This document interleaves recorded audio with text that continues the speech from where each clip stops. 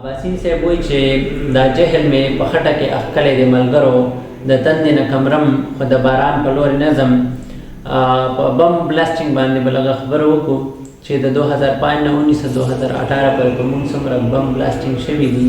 په کوم کال کې څومره خلک چې کوم دي هغه شهیدان دي او څومره چې کوم دی هغه زخمیان شوي دي او ټوټل خلک څومره شهیدان دي او څومره چې کوم دی هغه زخمیان دي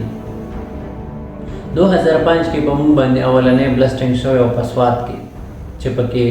2 شهیدان شوي او زخمیان پکې څوک نه په 2006 کې څلور بم بلاسټینګ چې کوم دي هغه په خیبر پختونخوا کې په موږ باندې شوي وو په هغې کې 92 کسان چې کوم دي هغه شهیدان شوي وو او 2 کم سل یعنی 98 پکې چې کوم دي هغه زخمیان شوي وو په 2007 کې بیا په موږ باندې 27 بم بلاسټینګ چې کوم دي درې کم 10 بم بلاسټینګ په موږ باندې شوي دي چې په هغې کې 331 کسان شهیدان شوي دي او 507 هغه پکې شهیدان دغه شوي دي زخمیان شوي دي بیا دې نه پس 2008 کې په موږ باندې 32 بم بلاسټینګ شوي دي چې په هغې کې 337 خلک شهیدان شوي او 670 پکې زخمیان شوي په 2009 کې بیا په موږ باندې 47 بم بلاسټینګ شوي دي په هغې کې 503 کسان شهیدان شوي او 1221 چې کوم دي هغه پکې زخمیان شوي بیا 2010 کې په موږ باندې 26 بم بلاسټینګ شوي دي چې په هغې کې 489 شهیدان شوي وو او 767 چې کوم دي هغه پکې زخمیان شوي په 2011 کې موږ باندې 23 بم بلاسټینګ شوي دي په هغې کې 411 خلک چې کوم دي هغه شهیدان شوي دي او 705 پکې زخمیان شوي دي بیا 2012 کې په موږ باندې 21 بم بلاسټینګ شوي دي په هغې کې 140 خلک شهیدان شوي دي او 265 چې کوم دي هغه پکې زخمیان شوي دي په 2013 کې په موږ باندې 21 بم بلاسټینګ چې کوم دي هغه شوي دي په دې کې 350 خلک شهیدان شوي او 635 چې کوم دي هغه پکې زخمیان شوي دي بیا په 2014 کې په موږ باندې 6 بم بلاسټینګ شوي دي 196 خلک په دې کې شهیدان شوي او 260 چې کوم دي هغه په دې کې زخمیان شوي دي په 2015 کې په موږ باندې 6 بم بلاسټینګ بیا شوي دي 63 کسان په دې کې شهیدان شوي او 113 چې کوم دي هغه په دې کې زخمیان شوي دي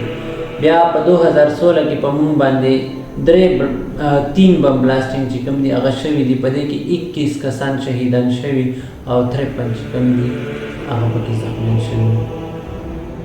په 2017 کې په موږ باندې 7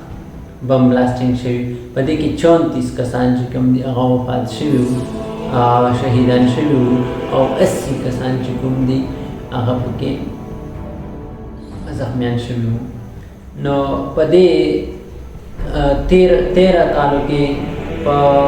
14 کالو کې په موږ باندې 224 بم بلاسټینګ چې کوم دي هغه شوي دي چې هغه په جوماتونو کې بازارونو کې او په یو ځای بل ځای کې چې کوم دی په موږ باندې شوي او په دې کې ټوټل خلک چې کوم شهیدان شوي هغه 2969 دي او چې کوم زخمیان شوي دي 5374 په دې کې ما کتل چې د وزیرستان یو ماشوم د هغه په دې بم بلاسټینګ کې د سترګو نظر تللی و او دا ارمان یې کوو چې زما علاج دې وشي چې زما د سترګو نظر راشي نو د چا پکې خپې کنډم شوي د چا پکې لاسونه کنډم شوي او دا ټوله نتیجه زموږ د بې اتفاقۍ او د لاشعورۍ او د لاعلمۍ دی موږ خلک هره پیره په غازیانو باندې روکه کېږو په 2 نمبر خلکو باندې په 2 نمبر سیاستدانانو باندې او په 2 نمبر اسټابلیشمنټ باندې چې کوم دی موږ دوکه کېږو او موږ په اعتبار کړو او موږ ورسره څنګ په څنګ ودرېږو بیا چې موږ ستاسو ملګري یو او موږ چې کوم دی ستاسو دپاره شهادتونه ورکوو قربانیانې ورکوو